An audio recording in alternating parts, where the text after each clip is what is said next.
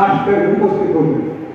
আমার মনে হয় একটু কম হয়ে গেছে, এটা আমার চোখে দৃষ্টিগোচর লাগছে। আমি অনেকদিন এই প্রেসক্লাবের প্রতিষ্ঠাতা একজন সদস্য এই হিসেবে বললাম আর আজকে যিনি প্রধান অতিথি জেলা নবাগত জেলা পরিষদ, এই ওনার সম্বন্ধে আমি একটি কথা বলবো। উনি নেত্রকোনায় ছিলেন, 2008 সালে এসেছিলেন, ছিলেন অনেকদিন। সেই সময় আমি ইলেকশন করেছিলাম এবং আশরাফ আলী খান খুশরু আমার বন্ধু শেখ করেছিলেন ইলেকশন। নৌকা হেরে গিয়েও ধানকে ডুবিয়ে দিল, সেই ইলেকশনের সময় ছিলেন।